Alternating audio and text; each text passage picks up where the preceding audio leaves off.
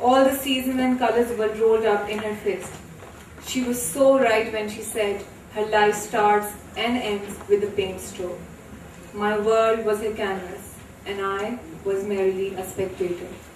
She stealthily held my hand. Her touch glided on each of my pores. She then left it swiftly. And then I started breathing again. Why are you so quiet? She finally broke the silence. If there's one person in this world who understands my silence, it's you, Kashmala. She held my hand tenderly again and looked into my eyes. We've come pretty far. I think we should return now. We've not even started, Kashmala. I said, clutching her hand. Matt, Mom will be up any time. Let's go back, she asked sweetly. Okay, I said, and returned back to our way. We were walking close to each other, looking down. It was hard telling whose fingers were whose. It was the perfect moment to tell her what I felt, but my lips were sworn. I'd always been taken care of, sometimes financially by Mr. Sarmad and Wayne, sometimes in other ways by nannies I had. It was the first time I wanted to take care of someone whose hand was in my hand, for whom I could fight anyone. I wanted to live my whole life watching her smile. And then there's another passage in which Matthew gives a gift to Kashmala, and the author again beautifully describes all this. It says, I ran back to my room to get the gifts I had bought for her, and then entered her room. She was sitting on a bed, hiding in a brown blanket. How are you feeling now? I asked, sitting on a bed. I'm okay. Why didn't you sleep?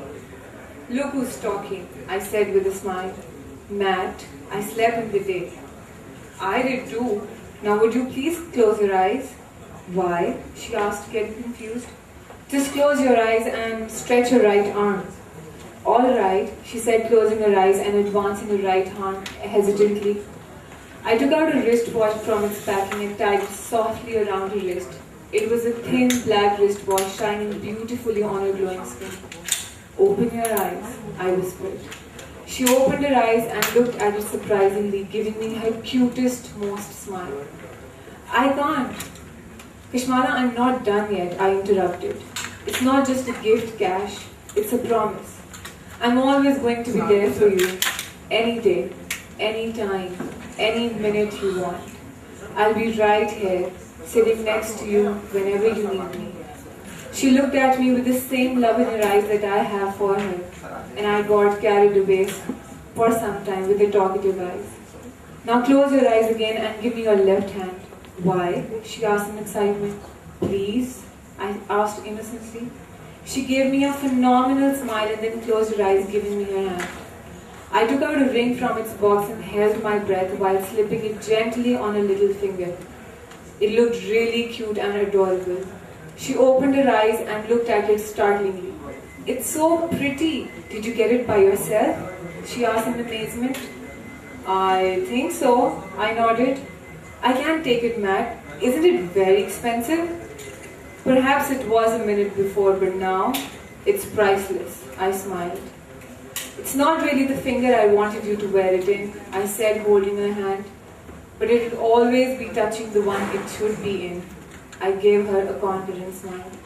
Thank you so much. Extraordinary. Now I would like to call a very important person for Gurteel, because he kept on mentioning it.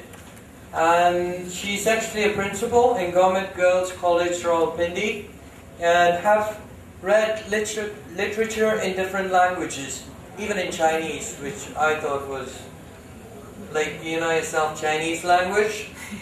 And then she's currently working on a novel, that's Charavya Parisha. I would like to call Ms. Rifat Nahid Sujat.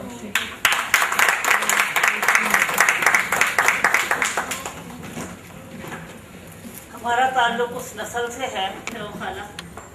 मैं सोच में पड़ गई कि ये क्या करेगा, इसकी बाछों से पान लटक रहे होंगे, ये हर आगे जाने के पास बैठ के अपनी किताब का सुना रहा होगा, चैप्टर को शेर पढ़ रहा होगा कि मुझे सुन लो।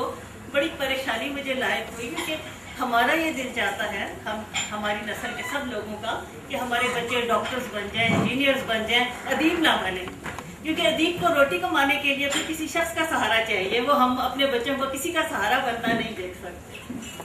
جب اس نے کتاب لکھنی شروع کی تو میں بہت پریشان تھی، لیکن میں نے اس کو کہا چلو لکھو، کیونکہ بچہ جب کوئی چیز شروع کرتا ہے، اور 21 سال کا بچہ، تو وہ 4 دن کی بات کرتا ہے، ایک چیپٹر لکھنے کے بعد وہ دوبارہ اس چیپٹر پہ واپس نہیں آتا۔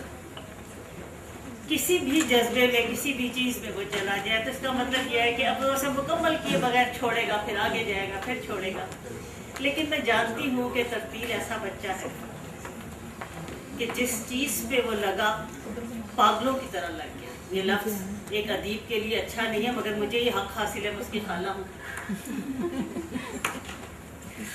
کتاب ایک ایک لفظ اس بچے نے اس طرح لکھا ہے کہ اگر اس نے سوچا ہے یہاں پر یہ آنا چاہیے کہ نہیں آنا چاہیے، جیسے آپ کوئی پی ایچ ڈی کا تھیسس لکھ رہے ہوتے ہیں اتنی ہی ڈیڈیکیشن کے ساتھ، اتنی ہی پیشنیٹ ہو کر، نہیں یہ لفظ ٹھیک نہیں ہے، یہ بچہ ہٹ لائیں کہ یہ کر لیں، نہیں، اور اینڈ یہ ہوا کہ جو لفظ اس نے سوچا تھا وہی لکھا۔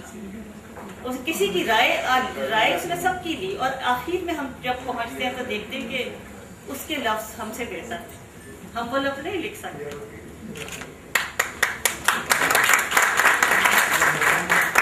ہمارا بچہ ہے اور بڑا فخر ہوتا ہے اس بات پر کہ ہم سے آگے ہے۔ جس عمر میں اس نے کتاب لکھ لی، اس عمر میں ہم نے کتابیں پڑھنا بھی شروع نہیں کی۔ اللہ اس کو بہت کامیاب کرے، اور جو کچھ اس نے اتنی محنت سے کیا، اس کا اجر ہم اپنی زندگی میں اپنی آنکھوں سے دیکھیں۔ Thank you.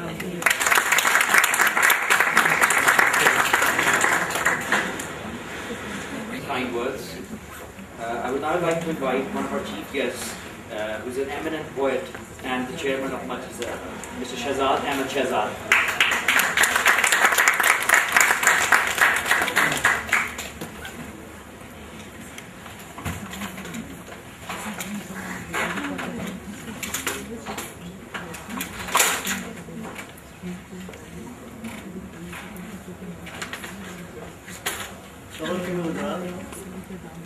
آج ہمیں اس بات پر بہت حیرت ہو رہی ہے کہ ایک نوجوان، اس کی عمر کے 23 برس، اس نے ایک ناول لکھا، مگر یہ ادب کے سلسلے میں تو شاید بہت حیرت کی بات ہو، لیکن کچھ شعبے زندگی کے ایسے بھی ہیں جس میں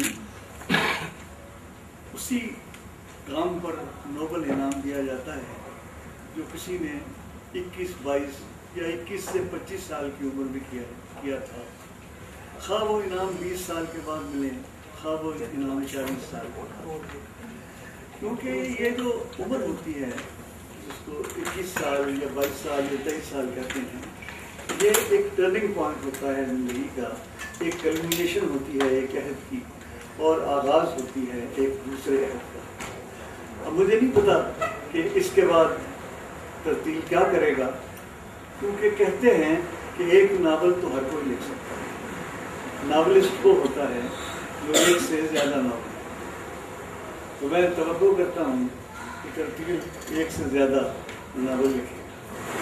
دوسری مجھے جو اچھی بات لگی وہ یہ ہے کہ یہ شاعروں کے خاندان میں پیدا ہوا، دادا اس کے شاعر، والد اس کے شاعر، والدہ اس کی شاعر، اور اس نے ایک ایسا میڈیا دریافت کیا جو ان کا بہرحال میڈیا نہیں تھا۔ کبھی میں نے شہناز کو یا ان کے اپنا فرق کو اس فکشن لکھتے ہوئے نہیں دیکھا، محمود صاحب کو بھی اتفاق نہیں ہوا، اگرچہ ان کی بعض نظمیں ایسی ہیں جو اس زمرے میں آتی ہیں کہ ان کو بعض کہانیوں کے ساتھ متعلق کیا جا سکے، لیکن ان کے ہاں وہ جو روایت ہوتی ہے نا فکشن کی، وہ اس طرح نہیں تھی۔ تو یہ بھی ہو سکتا ہے کہ یہ اس ساری روایت کا رد عمل ہو، کیونکہ ایک جنریشن آتی ہے جو رد عمل کے طور پہ بہیو کرتی ہے۔ بظاہر تو بہت برخوردار بھی ہوتے ہیں، کہنا ماننے والے بھی ہوتے ہیں، لیکن ان کے اندر ایک بغاوت کا ایلیمنٹ جو ہے وہ بہت خاصا ہوتا ہے۔ اور اس ناول کو اگرچہ میں پوری طرح اتنی دیکھ پایا جتنی برگردانی میں کر سکا ہوں، اس میں جو موضوع لیا ہے وہ بھی موضوع ایسا نہیں ہے جو ہماری جنریشن کو آرام سے ہضم ہو جائے. وہ ایک خاصا بولڈ موضوع ہے اور ایک ایسے معاشرے کے بارے میں لکھا گیا ہے جو معاشرہ ایک بدلتا ہوا معاشرہ ہے. 70s میں ہم نے ٹاپلر کی وہ کتاب دیکھی تھی فیوچر شاک، جس میں اس نے یہ ثابت کیا تھا کہ اگلے 20-25 سالوں میں دنیا اس قدر تبدیل ہو جائے گی اور اس کی ویلیو اس قدر بدل جائیں گی کہ ہماری جو جنریشن ہے وہ اپنے آپ کو ایڈجسٹ نہیں کر پائے. تو یہ ایک لحاظ سے تو ہماری جنریشن کا مسئلہ ہے اور دوسرا اس جنریشن کا مسئلہ بھی ہے جو ابھر رہی ہے. پہلے لوگ پنجابی میں لکھتے تھے، اردو میں لکھتے تھے، اب انگریزی میں لکھنے والے خاصے لوگ آنکھ ہو گئے. ایک حیرت تو مجھے شمیم حنفی صاحب نے دی کہ انہوں نے اپنی بیٹی کا ایک چھوٹا سا ناول، وہ ناول ہی کہنا چاہیے، کہانی ہے، وہ مجھے انہوں نے دکھایا. اس سے پہلے ایک تقریب ہوئی جس میں ہمارے اردو کے شاعر چھوٹے بھائی نے انگریزی میں شاعر. تو یہ زبانوں کا جو مسئلہ ہے یہ بھی چل رہا ہے، کانفلکٹ جو ہیں وہ بھی چل رہے ہیں. اور سب سے بڑی بات یہ ہے کہ یہ ایک ایسی بدلتی ہوئی دنیا کا اظہار ہے جس کے ہم پوری طرح جس کے ساتھ ہم ایڈجسٹ بھی نہیں کرتے. تو میں بہرحال ترتیل کو مبارکباد دیتا ہوں کہ اس نے بہت ہمت کی اور اس کے ساتھ ساتھ اس نے سب کو کنونس کر دیا. یہ عجوبے کی بات ہے کہ اب تک جتنے لوگ بھی آئے ہیں انہوں وہ ایوری بڈی واز کنونس. کسی نے احتجاج نہیں کیا کہ تم نے ناول لکھا کیوں.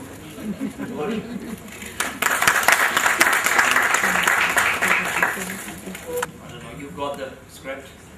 I think, how about surprising everybody? I think I've been too much of talking about now.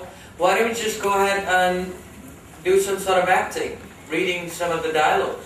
Yeah, I'm up for that. So, I'll be Matthew. Your character would be? I can Kashmala. be. How can I be Kashmala? Look at him, he's perfect for Kashmala. I wish I was, but because of the beard and this small thing here, I don't think it would be Kashmala. So, Majid, I think you can choose Kashmala. I think Silvat would do it perfect. Okay? So, Majid, you and Silvat, you can proceed with few of the dialogues and we'll see how it goes.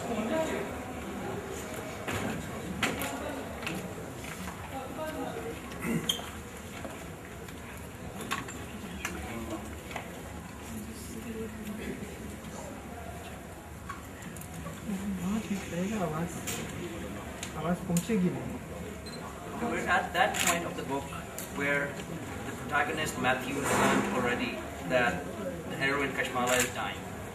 He knows it, he's talking to Kashmala about her death.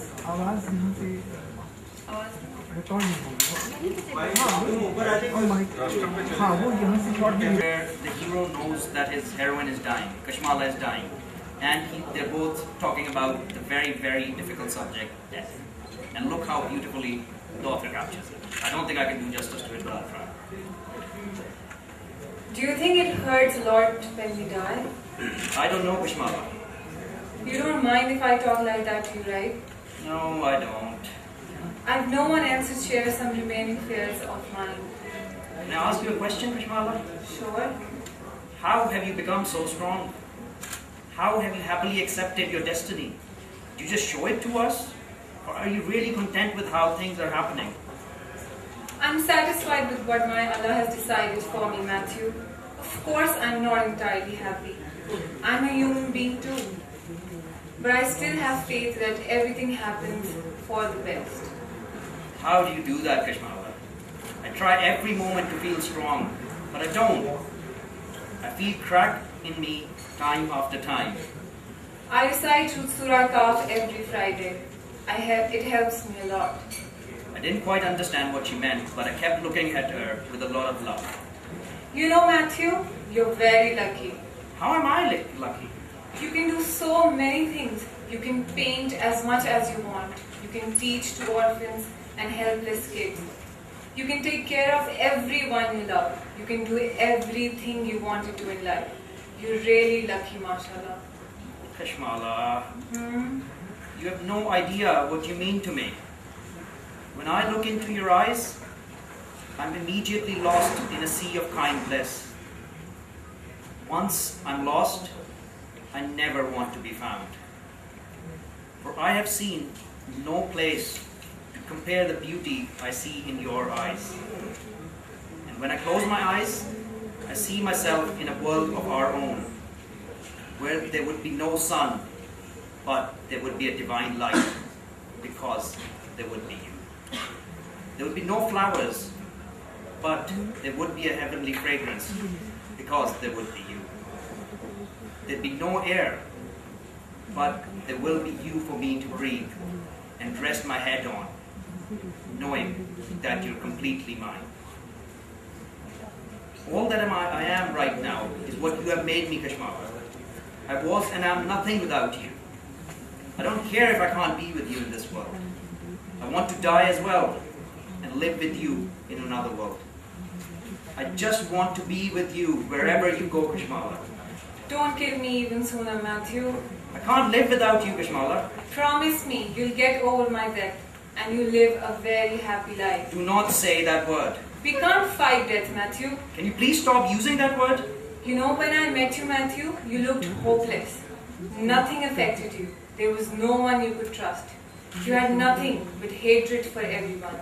I still remember that Matthew who drank beer and misbehaved with my mother. I still remember the Matthew who thought I was pretending to be nice with him. I still remember the Matthew who hated to get along with anyone and cared for himself only. But now, when I look at you, I see someone who loves my family more than anything else. I see a person who had enough guts and faith to embrace a new religion without any fear. I see a person who walks on the right path, who cares for everyone but himself. You always say I did a lot for you.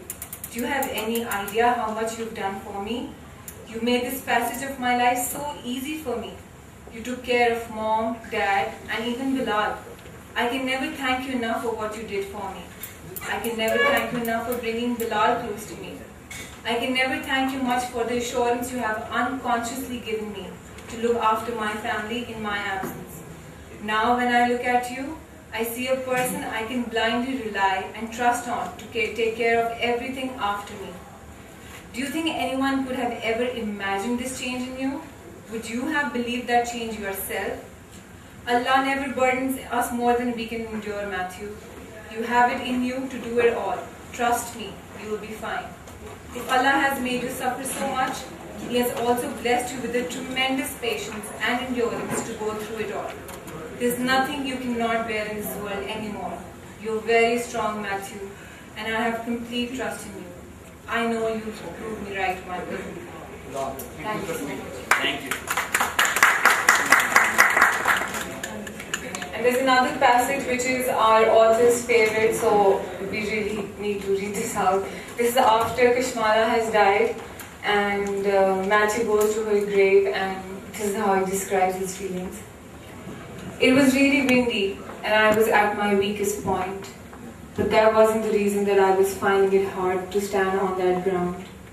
My whole world had been buried under the ground beneath my feet, and I was finding it awkward to stand over it. I was really on top of my world. I knelt down near her grave and touched it slowly. I felt alive touching it, because the feeling I got after touching it for the first time was massive. It was like she was responding back through something. I rubbed my hand gently over it and cried thinking about Kashmala. Kashmala was my everything. She was my every relation. She acted like a mother when I needed her. She acted like a teacher when I needed guidance. She was my best friend when I needed to share things in time. She was someone I could love and dreamed to spend my whole life with. She was always there when I needed. She always pulled me out from the depths of miseries and pain. But now, I was lonely and helpless. The only person who could help me was taken away from me. It was the first time when I felt what it is to be an orphan. It was the first time I felt like an orphan. The first death I had in my life was perhaps of myself. There was nothing going inside my mind or heart. I hated the existence of and appearance of everything. The only thing that I wanted at that time was complete silence, so I could disappear somewhere in alongside my Kashmala. Thank you. Here, and I was sort of jealous that it would be Kashmala, but I just can't. I wish I was. If Kashmala was a man, yeah, but she was. Okay, now we'd like to call our next guest and our next speaker. He's actually a renowned critic and the principal, Oriental College, University of the Punjab, and he actually had done eminent work on Iqbaliyat. Dr. Khwaja Zikriya.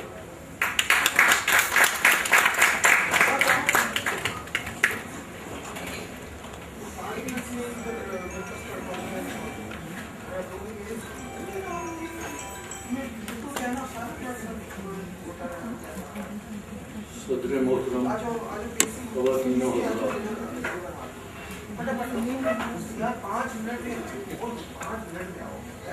میں نے پہلے یہ سوچا تھا کہ میں انگریزی میں کچھ صفحات لکھ لاؤں گا، لیکن اردو میں ذرا سہولت سے لکھ لیتا ہوں، اور اگر یہی صفحات میں انگریزی میں لکھوں گا تو 3 گنا زیادہ وقت لگے، اس لیے میں نے اردو میں لکھنے کی ترجیح دی۔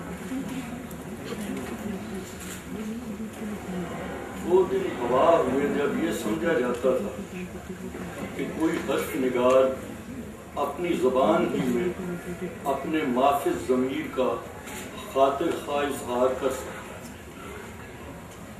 پنجاب میں بعض لوگوں نے حب الوطنی کا مطلب یہ سمجھ رکھا ہے کہ صرف ماں بولی میں ادب تخلیق کیا جائے،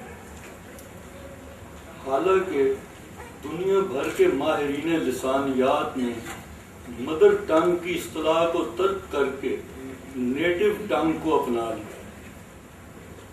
مقامی زبانوں کی اپنی افادیت اور اپنا دائرہ کار ہے، ان کی اہمیت سے انکار نہیں کیا جا سکتا۔ میں پنجابی میں نظم و نثر تخلیق کرنے سے منکر نہیں، لیکن اس کا دائرہ محدود ہے، اور اگر آپ اپنی بات پنجاب سے باہر پہنچانا چاہیں تو اردو کا سہارا لینا پڑتا ہے، جس سے لکھنے والا ہزاروں مخاطبین سے بالا ہو کر لاکھوں تک اپنے خیالات پہنچا سکتا ہے، اور کروڑوں کو مخاطب کرنا ہو تو انگریزی کا سہارا لینا پڑتا ہے۔ اب وہ زمانہ نہیں رہا جب انگریزی ادب کی تاریخوں اور تنقیدی جائزوں میں صرف اصلی اور نسلی انگریزی بولنے والوں کے اسماء درج کیے جاتے تھے۔ اب چند دہائیوں سے غیر انگریزی علاقوں کے انگریزی لکھنے والے اتنے ہو گئے، اس لیے اب جس کے پاس کہنے کے لیے کچھ ہو اور کہنے کا ڈھنگ جانتا ہو تو اسے کسی بھی زبان میں لکھنے سے روکنا مناسب نہیں۔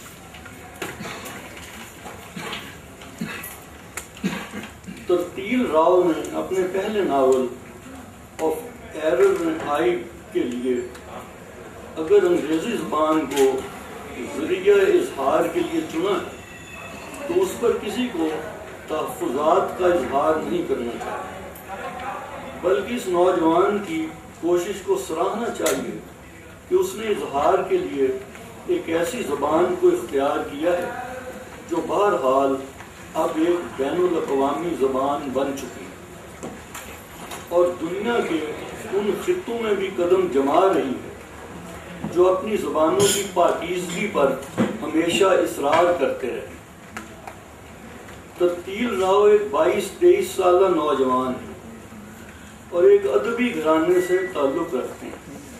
ان کے والدین اردو شعر و ادب کے جانے پہچانے نام ہیں. دادا بھی مؤثر شاعر تھے. اس لیے یہ کہنا بالکل بجا ہے کہ ادب اس کے خون یا جینز میں شامل ہے. عموماً نوجوان جب لکھنے کا آغاز کرتے ہیں تو شاعری یا افسانے لکھتے ہیں، لیکن ناول جیسی نسبتاً طویل اور پیچیدہ صنف پر بعد میں طبع آزمائی کرتے ہیں. لیکن یہ بات ترتیل راؤ کے اعتماد اور وسعت مطالعہ پر دلالت کرتی ہے کہ اس کا آغاز ہی ناول نگار کے طور پر ہوا. یہ فکشن ہے لیکن اصلیت کے بہت قریب ہے، اور نوجوان ناول نگار نے کرداروں کے حوالے سے اپنے احساسات اور اپنی زندگی کو جاننے اور سمجھنے کی بہت عمدہ کوشش کی. مجھے چند دن پہلے یہ ناول ملا ہے اور اپنی بے ہنگم مصروفیات اور انگریزی پڑھنے کی سست رفتار کے باعث میں اسے آدھا پڑھ سکوں. انشاءاللہ آہستہ آہستہ اسے ختم کروں گا، لیکن جتنا حصہ میں پڑھ چکا ہوں اس سے یہ ثابت ہوتا ہے کہ یہ نوجوان ناول تحریر کرنے کا ایک قدرتی سلیقہ رکھتا ہے. وہ کرداروں کو زندہ کرنے کی اہلیت سے بہرہ بر ہے. وہ کرداروں کے مزاج اور نفسیات کا شعور رکھتا ہے. وہ کرداروں کا مختلف سچویشنز میں مشاہدہ کرتا ہے. ان کے عمل اور رد عمل کا اظہار نفسیاتی گہرائی سے کرتا ہے. مواقع کی مناسبت سے مکالمات لکھ سکتا ہے. سنجیدگی کو طنز اور آئرنی کے ساتھ آمیخت کر سکتا ہے، اور اس طرح کرداروں کے ظاہر کے ساتھ ساتھ ان کے باطنی تموجات کی عکاسی کرنے پر بھی قدرت رکھتا ہے. وہ واقعات کو دلچسپ انداز میں آگے بڑھانے کا ہنر بھی جانتا ہے، اور مجموعی طور پر نفسیاتی حقیقت نگاری کے دبستان کے قریب ہے، لیکن بعض جگہ رومان بھی غلبہ حاصل کر لیتا ہے. یہ ناول نوجوان ناول نگار کے مستقبل کی عکاسی کرتا ہے، لیکن یوں بھی ہے کہ جس کسی کو ناول نگاری میں اپنا مقام بنانا ہے اسے دنیا کے کلاسیکی ناول کی روایت سے آگاہ ہونے کے ساتھ ساتھ موجودہ دنیا میں ہونے والے ناول کے متنوع تجربات سے واقف ہونا بھی ضروری ہے. انگریزی ناول کے علاوہ روسی، ہسپانوی، فرانسیسی اور دوسری بہت سی زبانوں میں ناولوں کے جو رنگا رنگ موضوعات اور اسالیب کے تجربات کیے جا رہے ہیں وہ کسی بھی نوجوان لکھنے والے کے لیے نئے آفاق وا کرتے ہیں. عموماً کسی بھی لکھنے والے کا بڑا کام 35-40 سال کی عمر کے قریب سامنے آتا ہے. ترتیل راؤ کے پاس بہت وقت. یہ پہلا ناول ان کے تابناک مستقبل کے امکانات کی طرف اشارہ کر رہا ہے.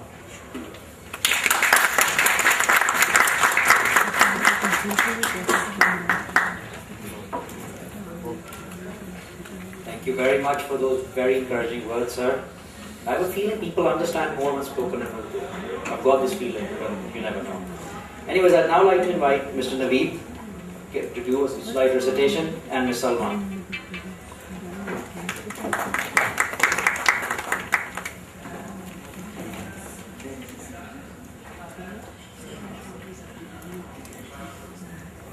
Okay, well, first we'll proceed with some of the dialogues, and let me just give you an idea. What is it about? Okay? Actually, what happens is when Wayne dies, Matthew's biological father, and somebody tells Matthew there's some lady waiting for you outside. Again, he has like this sense that, okay, it could be his biological mother, Salma. So the dialogues are actually about that. Me and Mrs. Hasib will proceed with it, and let's just see how it goes. Are you Salma? Yes, sir. Wow, you're here quite early, no? You have every right to be mad at me, Matthew. That's amazing, you know. I finally have some rights too. I'm sorry, Matthew. I really am for everything I did to you. You never really did anything to me, did you? Look, I don't think I have any time for all this emotional drama you want to create. I have got just one question for you. What do you want from me? Why are you here now? I was told about Wayne's death by a friend of mine. I wanted to come and see what would become of you after. So you basically came here for Wayne's death? And then you thought that you now have time? Let's have a look at Matthew's too? That's so kind of you, Salma. But anyway, I'm fine, happy. Everything that you couldn't give me? So what else do you want now? Don't be so harsh, Matthew. I'm your mother. Mother, where were you when I was living with nannies? Do you not know when a child needs his mother the most? I know, Matthew, but the circumstances I was in, I know there cannot be any justification for what I have done. I'm a human too, and I made a mistake. Give me another chance. You really think you need another chance? Yes. Fine, go find another guy, give birth to another child, and then take care of him all your life. Because that would be the age when he would need you the most. Not now, not in my age. I'm really sorry, son. Why are you even calling me a son? Please tell me honestly. Did you even think of me? Did you ever think of me now? I never thought you would. We both know that you never cared about me. Why now? Do you need any money of Wayne from me or something? How could you even think that? Well, I never really had a chance to know you, so I don't know what exactly to think about you. You know what, Matthew? I deserve it. I'm just sorry.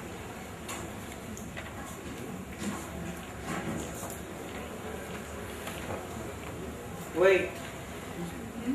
Wait. Alright, I'm sorry. Maybe I shouldn't have talked like that. But please tell me, did you never think of me even once in all those years? No, I deserved it, Matthew. I don't know if you would believe what I would say, but I always thought about you. I even tried contacting Wayne about you at times, but he talked to me very rudely and told me that you were doing fine. Was that enough for you? No, it never was. But I had a family too, Matthew, and I couldn't ruin everything. I trusted Wayne for taking good care of you. I really am sorry. Well, I'm alright. I've had all my share of difficulties, which I faced alone. But now I'm strong enough for facing anything in life. I don't think that you're that strong to deal with the world, Matthew. You're really sensitive and innocent. I've grown up without a mother. What other proof would you need for my strength? I want you to come to live with me in America. And what would you tell your family about me? Willing to accept me as your mistake now? I can't, Matthew. I would have to lie that you're a son of a friend. That wouldn't be a lie, actually. Wayne was your friend once, right? Would you come with me, Matthew? Don't you think I've lived enough of my life in disgust and humiliation that now you're asking me to live in it again? I'm sorry, Matthew, but you have to understand my problem too. I can't tell them about you or it will ruin my entire family. I understand. See, you have a family.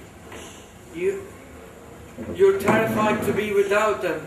I never had one since my birth. I'm glad you understand what happens when you don't have any family. How many kids do you have, by the way? 2. You didn't include me in them, did you? No. Thank you so much. I'm sorry about Wayne. Were you close to him? Yes, I was close to him, as I am close to you. Anyway, tell me about your kids. I have a daughter and a son, Samira and Amr. Did you bring them up yourself? Yes. What's the difference between them and me? Nothing, you're all my children. That's the difference, Salma, that's the difference. They're your legitimate kids. But was that too big of a reason to differentiate in us that cruelly? Was that my fault? Please forgive me, Matthew. It's alright, Salma. You know what? I'm really content where I'm living. It's a wonderful family. They treat me like their son, even when I'm not. I'm happy there. Are you sure, son? Tell me about that family. Do they take good care of you? Yes, I am. I feel a part of that family, and we love each other a lot. I'm glad you are with a good family, Matthew. I should really thank you for something. There's no need to. Who's this girl who lives here? She's my friend. She lives here on rent. Okay. You don't wear the bracelet anymore. Which bracelet? Thanks a lot.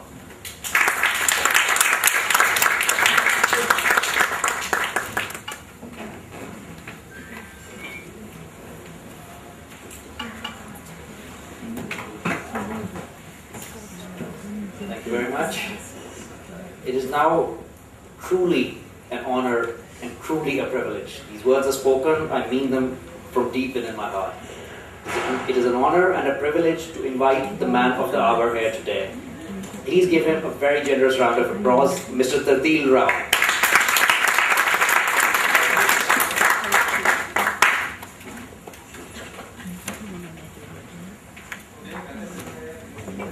Thank you so much.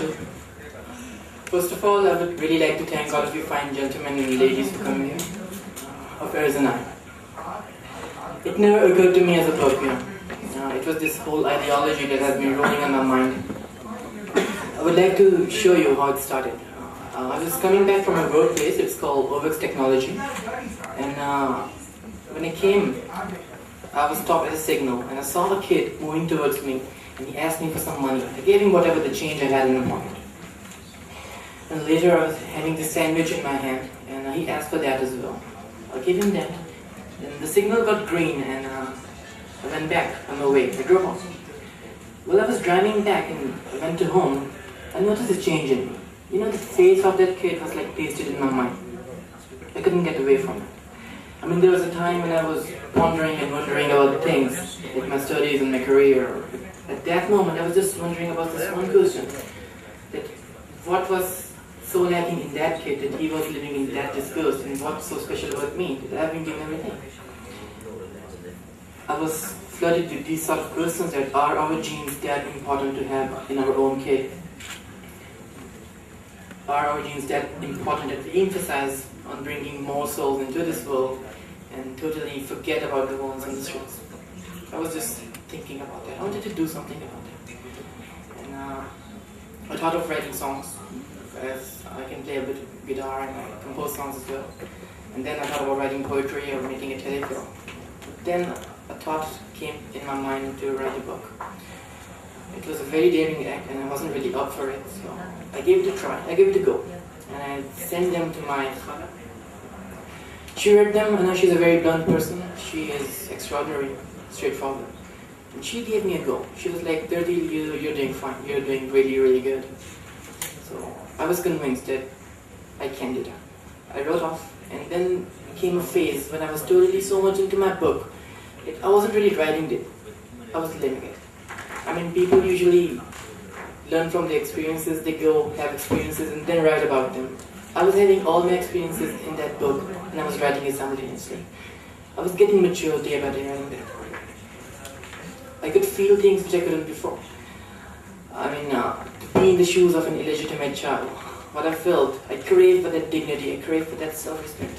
I craved for everything which I was taking for granted. And I started giving importance to those things. I really had to, because I felt it.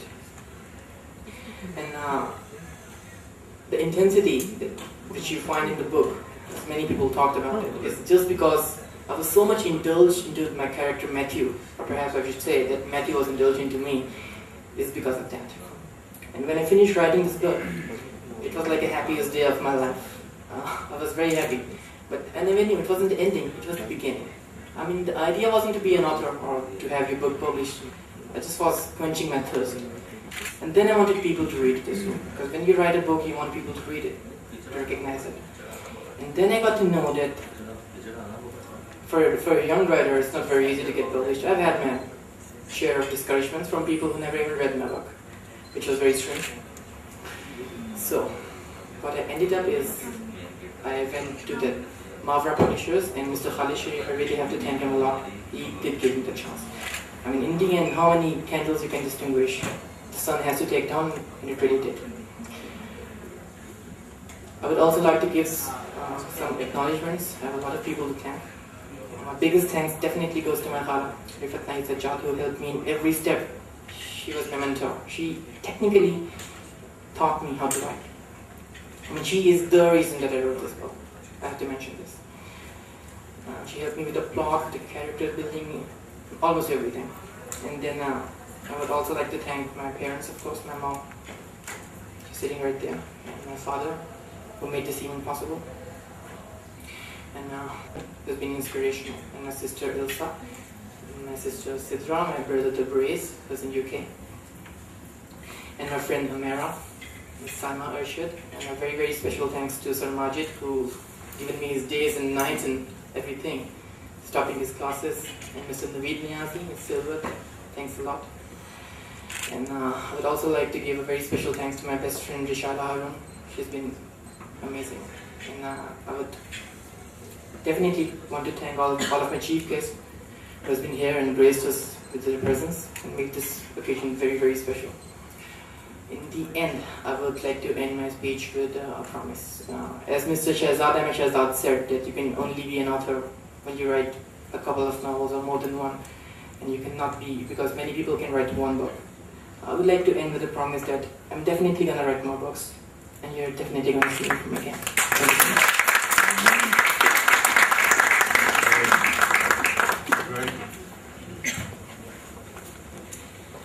Be nice. And